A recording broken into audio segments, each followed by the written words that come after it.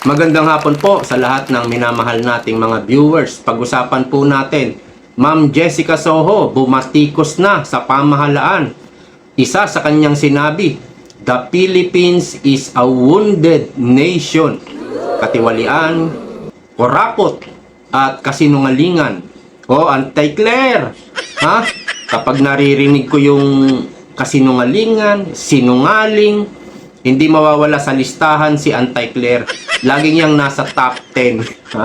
At pag-usapan din natin itong lumalala, ha? At sunod-sunod na kriminalidad sa bansang ito. Grabe! Grabe na po ang panahon ngayon at natatakot na yung mga angkas rider. So, bago tayo mag-umpisa, paki-like po muna itong video ito. Pakinggan po natin si Ma'am Jessica Soho. Mga journalist na katulad ko at ang mga doktor na katulad nyo, parehong lumalaban sa mga cancer sa ating lipunan. Mas literal nga lang ho siguro yung sa inyo kasi mga sakit. Ang sa amin, katiwalian, kurakot, kasinungalingan. Pero para sa akin, may koneksyon ang lahat. Dahil marami sa mga sakit na inyong kalaban, ang sanhi ay dahil sa kahirapan na nararanasan ng higit na nakararami sa ating lipunan. The Philippines is a wounded nation. Nako, ayan na nga, sana sinasabi. Nai-excite ako rito kay Anti-Claire eh. Ha? Ayan daw, sabi ni Ma'am Jessica, Anti-Claire, the Philippines is a wounded country o nation. May karuktong pa po ito saglit lang. Ano kaya ang masasabi ni Anti-Claire dito? Ipipid kaya ito ng GMA? No? Yung mga reporter sa Malacanang, GMA, hingan nyo ng reaksyon si Anti-Claire. Ano kaya ang masasabi niya sa pahayag, sa speech ni Ma'am Jessica Soho? Baka sabihin niya, nako, hindi po totoo yan. Fake news yan si Ma'am Jessica. Ha? Katunayan, umuunlad po. Maganda po ang tinatakbo ng ekonomiya. At ang Pangulo, hindi po napapagod. Trabaho ng trabaho. Yun lang po ang ginagawa ng Pangulo. Malamang, hindi pa man, ganyan ang sasabihin ni Anti-Claire. Tuloy natin. Tayo ay isang bansang sugatan. Ayun! At marami sa ating mga sugat malalim, hindi gumagaling. Nako. I have seen the many ways how this is true. In my almost 42 years now of covering and telling the stories of Filipinos, wounds inflicted by greed and corruption, political bickering, poverty, wars, fake news, and so much more. Nakakalungkot pong sabihin that after more than 4 decades of news reporting, documentaries, investigative and news magazine stories, pare-pareho pa rin po ang mga problemang kino-cover namin. Sa palagay po natin, sa palagay lang hindi naman siguro miyembro ng maleta mentality journalism si Ma'am Jessica. Pero alam natin, dilawan po si Ma'am Jessica. Hindi po yan loyalista. Hindi mo naman masabing anti-Duterte. Kasi bihira naman bumanat yan sa mga Duterte. Hindi kagaya ni Clavio na talagang mukhang maleta. Kitang-kita natin kay Clavio na nagtatrabaho siya. Meron siyang boss.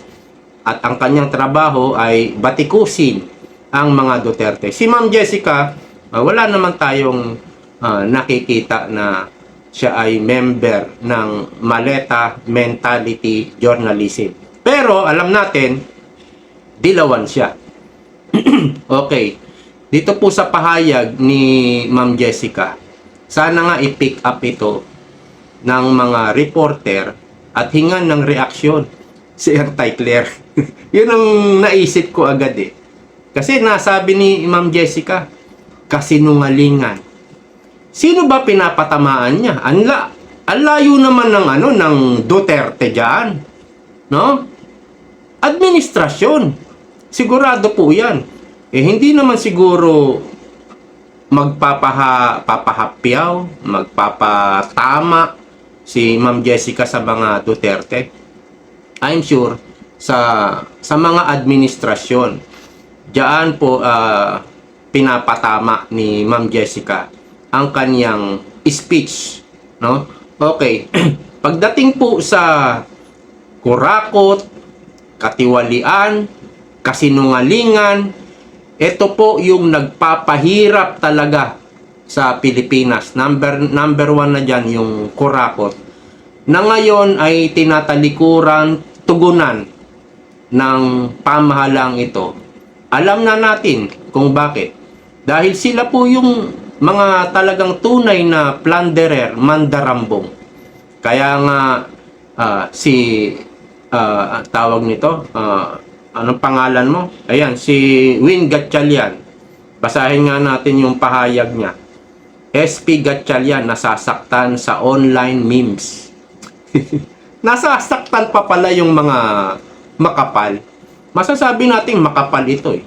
Kasi yung kapatid niya na nasa DSWD, kapag nagnakaw, andyan na nga, ang dami na nga nagsasabi, si President Bongbong Marcos, may kagagawa nito. Yung budget nilipat sa ganito, dinideliveran ng mali-maleta. Andyan na kaya lang ikaw ngayon ang Senate President at hindi ka kumikibo, hindi ka lumalaban sa kurakot, katiwalian. Kasi nga, yung kapatid mo nandyan sa DSWD. At ikaw, sinadlak dyan sa pagiging Senate President para gamitin. Para gamitin lang. Pumapabor sa'yo, yes. Kasi marami namang senator na naghahangad maging Senate President kahit walang masyadong alam. Maliban daw kay Senator Lito Lapid. Mukhang si Lito Lapid lang ang hindi naghahangad ng Senate President, Vice President, at President. Hindi natin malaman, no? Baka naman meron din siyang pangarap pero malabo. Malabo po yan.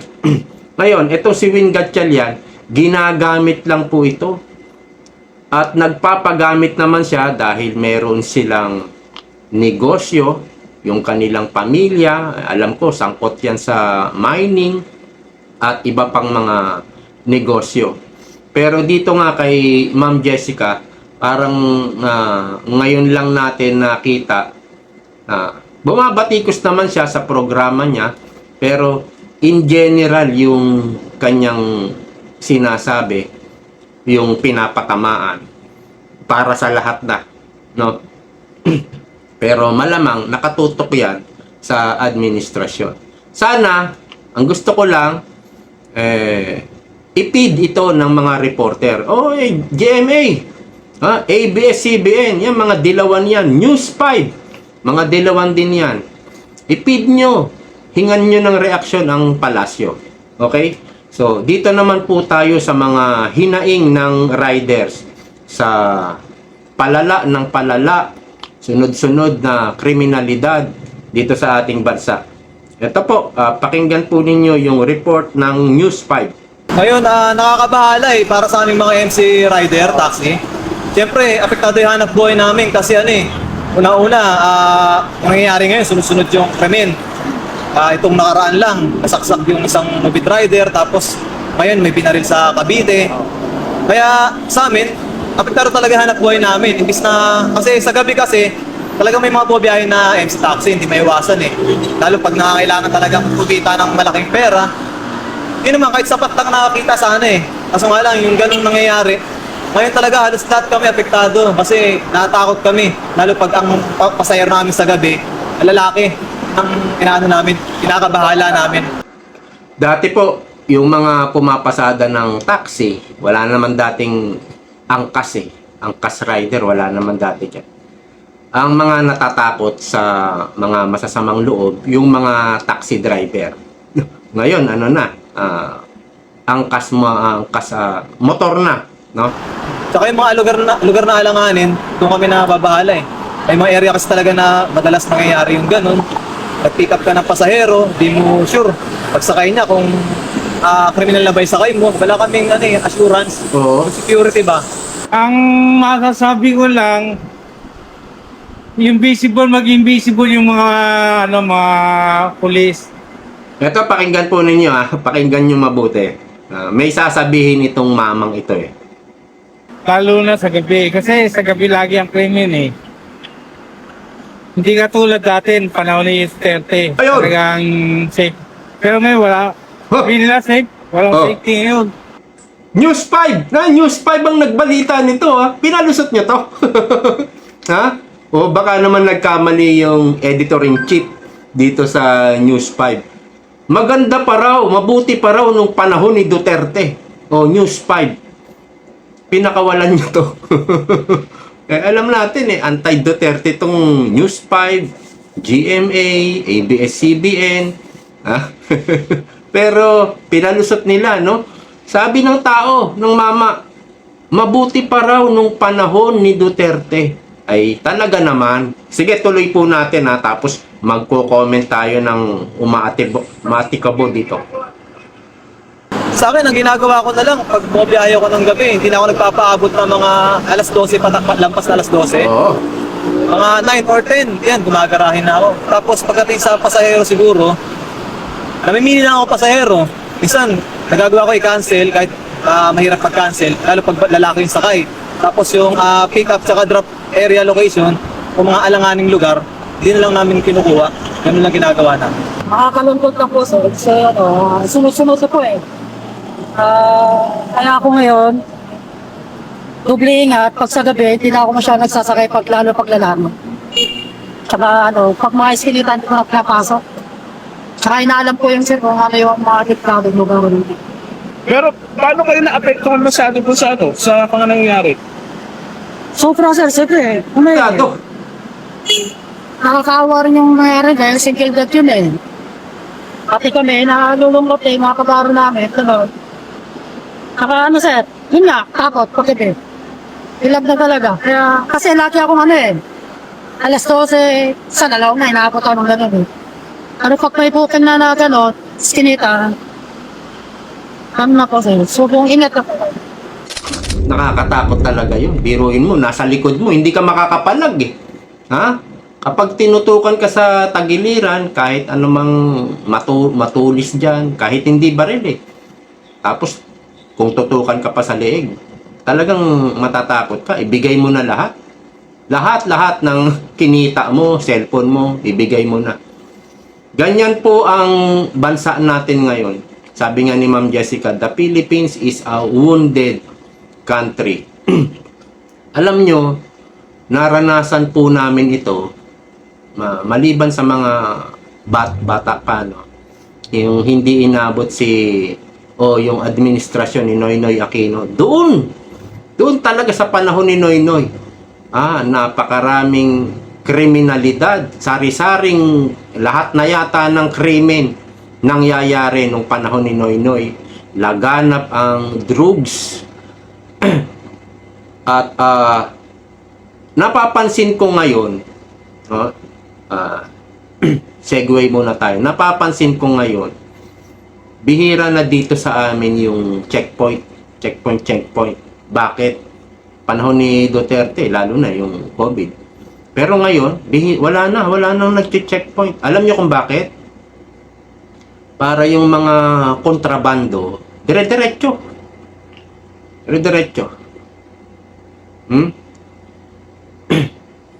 Magagawa lang yan kung inuutos ng itaas. Huwag na kayo mag-checkpoint. Huwag na kayo. Magagawa lang kung inuutos. Dito sa amin sinasabi ko lang dito sa amin.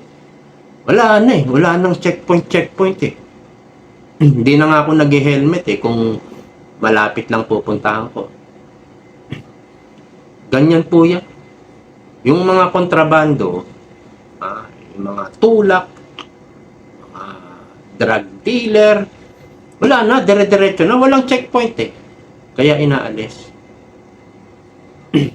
Duda ko, utos yan ng nasa taas para dire-diretso negosyo nila.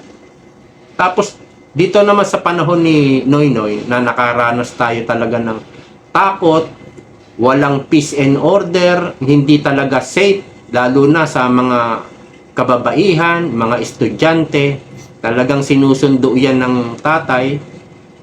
At lagana po yung inuman sa kalye, alauna na, 2:00 na, ang dami pang parang mga zombie sa kalsada. Nakakatakot, sobrang nakakatakot nung panahon ni Noynoy Aquino. At parang yun ang gusto ng mga dilawan at mga NPA. Parang ganun yung gusto nila. Pero nakatikim po tayo ng pagbabago noong panahon po ni Duterte. Teka lang, nawala yung ano natin, yung ilaw. Pambihira yan. Pambihira. Ay, naanoan ko pala, napatungan ko yung laptop. So, nung nakaranas tayo ng mapayapa, peacefully, sinira naman ng dilawan. Doon ka mag-isip. Pag-isipan po ninyo, mga kababayan. Ang ganda na, may peace and order. Kahit tumambay ka dyan, maglakad-lakad ka ng 12:00, walang gagalaw sa'yo. Binatikos ito ng dilawan. Nangunguna na dyan yung mga senador ngayon, mga congressman, na parang ayaw nila ng mayroong peace and order. Parang ayaw nila. Parang gusto nila yung maraming kriminalidad. Binatikos po nila yung war and drugs, war against criminality. Binabatikos. Doon ka magtataka eh. Di ba? Kasi, yan yung tatatak talaga sa mga tao. Na, wow, binigyan kami ni Duterte ng maayos, mapayapang buhay. Mapayapang komunidad. Yun, tatatak talaga sa mga tao yun. Kaya naman kailangan nilang sirain. Kailangan nilang sirain para makabalik sila sa posisyon. At gano'n na naman ang gagawin kapag nakabalik yung mga yan. Gano'n na naman. Laganap na droga, lahat ng klase ng kriminalidad.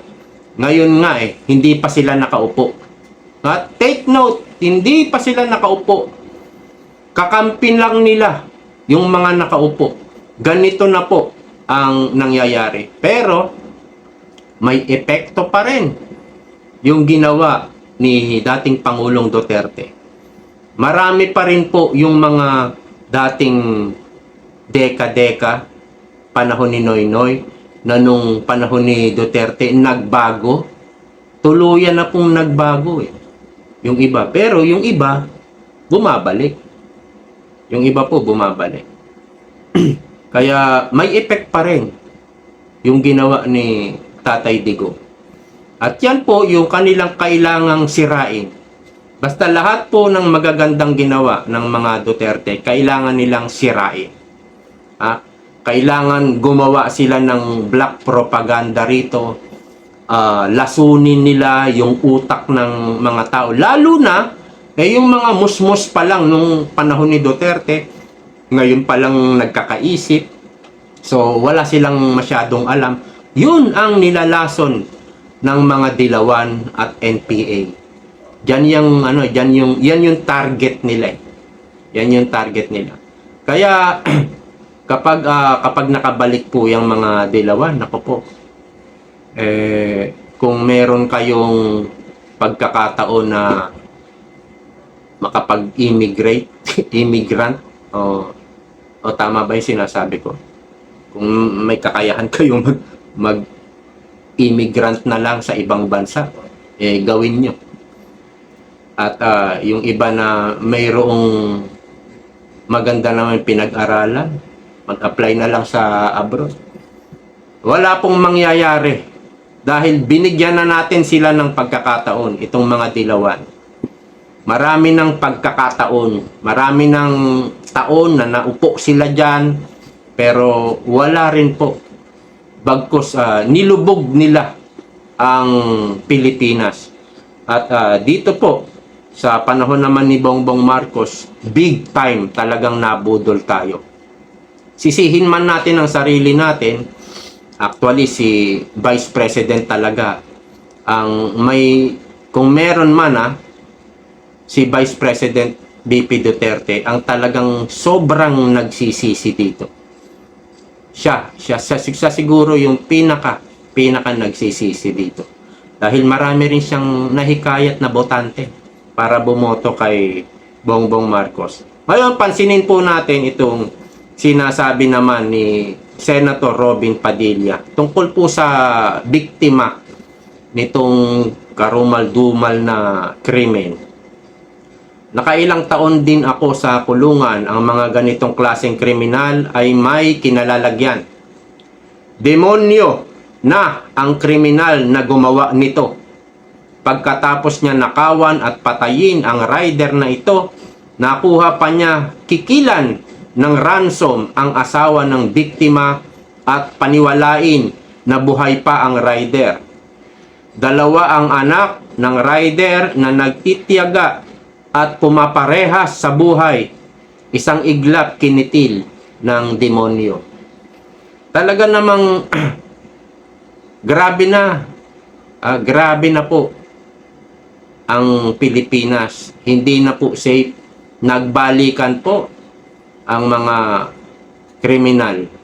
Dahil po yan sa naalala natin yung sinabi ni Percy Lapid. Umpisa pa lang ng panunungkulan ni Bongbong Marcos.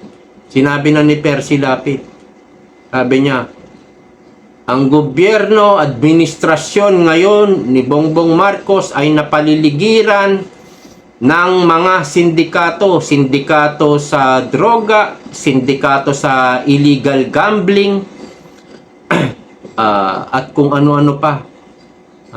At ang mangyayari daw dito sa ating bansa ay kumbaga lalaglag sa bangin. Hindi ko lang ma-recall yung kanyang sinabi, no? At kaya naman siya ay na-assassinate, pinatumba. Dalawa lang. Dalawa lang ang gagawa niyan. Isa doon. Isa doon. Babae o lalaki, hulaan nyo na lang. Nandoon yan sa Maynila nakatira. Yun lang gagawa nun. May hinala ko yun lang. Kasi may sinabi siya sa interview ni Katon Yin. Tawagan mo lang ang Romania. Madali lang yan. Diba? Nanggaling sa bibig niya yan siguro nalalaman nyo na, nahuhulaan nyo na yung gusto kong sabihin. Kaya dito po sa mga nangyayari sa ating bansa, mas maganda magsalita ko yan.